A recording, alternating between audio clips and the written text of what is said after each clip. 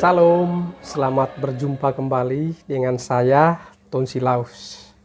Dalam video kali ini, kita akan mengupas tentang dosa menurut ajaran Gereja Katolik. Mari kita lihat skema berikut ini.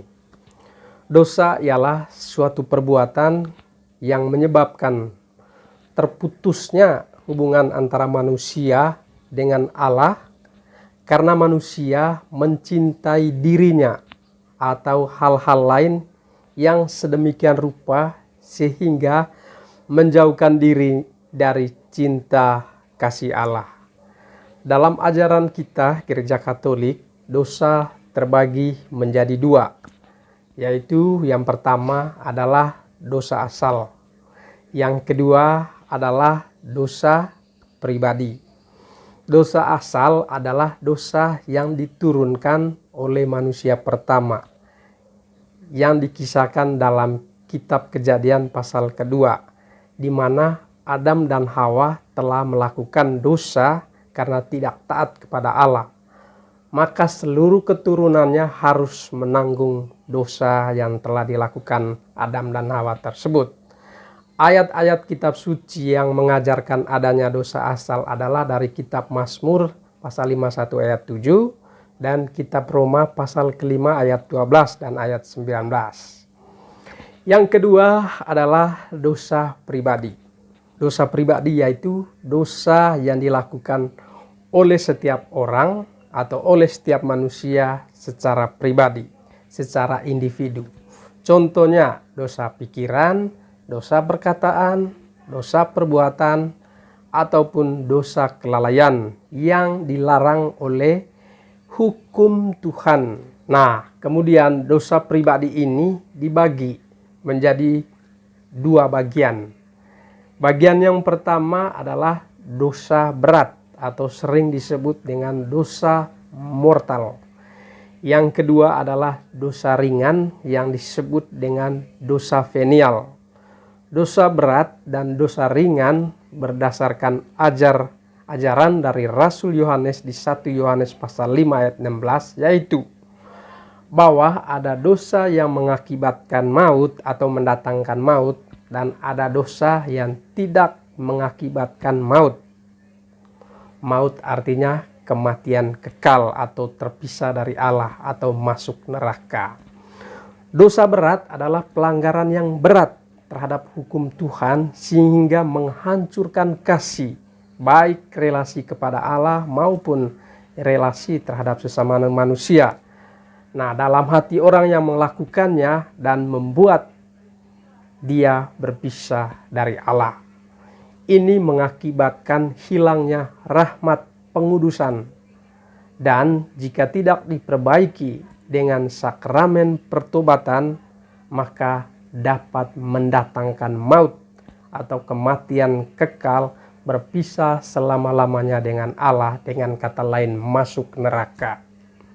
Yang termasuk dalam kategori dosa berat menurut Santo Paulus dalam kitab Galatia pasal kelima, antara lain ada dosa percabulan, kecemaran, dosa hawa nafsu, dosa penyembahan berhala, dosa perseteruan, dosa perselisihan, iri hati, amarah, kepentingan diri sendiri, roh pemecah, roh kedengkian, kemabukan, pesta pora, dan sebagainya. Rasul Paulus berkata dalam kitab Galatia, barang siapa yang melakukan dosa-dosa di atas, ia tidak dapat atau tidak akan mendapatkan bagian dalam kerajaan Allah. Yang kedua adalah dosa ringan. Dosa ringan adalah dosa yang tidak mendatangkan maut.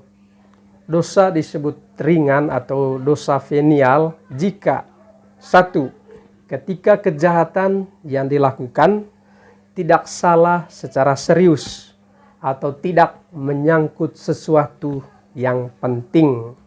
Misalnya dosa bersungut-sungut. Mungkin ketika kita disuruh seseorang untuk membukakan pintu, membuka jendela, atau saat ada kemacetan di jalan raya, sering kita bersungut-sungut. Jadi itu salah satu dosa ringan. Yang kedua, ketika kejahatan yang dilakukan sesungguhnya salah secara serius, tetapi orang yang melakukannya dengan tulus merasa yakin bahwa itu hanya kesalahan yang ringan tanpa pertimbangan yang memadai dan tanpa kehendak yang sepenuhnya. Contohnya, ketika seseorang mengumpat dengan ungkapan-ungkapan yang jahat, tentu adalah itu kesalahan yang amat serius. Tetapi kalau yang mengatakannya tidak tahu, tidak begitu tahu artinya, ia tidak melakukan dosa berat. Nah, umat Katolik yang tidak mengikuti misa pada hari Minggu karena ia tidak tahu bahwa itu adalah kesalahan serius, itu bukan termasuk dalam dosa berat. Namun, jika ia sudah tahu tetapi tetap melakukannya dengan kesadaran penuh, itu adalah termasuk dalam dosa berat.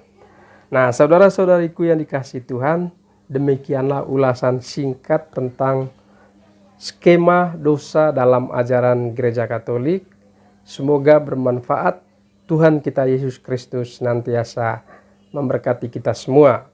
Jangan lupa untuk mengaku dosa sebelum hari raya Natal tiba, agar kita mengikuti perayaan Natal dengan hati, pikiran yang bersih, hati yang penuh damai, pikiran yang penuh dengan jernih, maka akan mendatangkan pengharapan yang baik bagi kehidupan kita. Tuhan memberkati. Amin.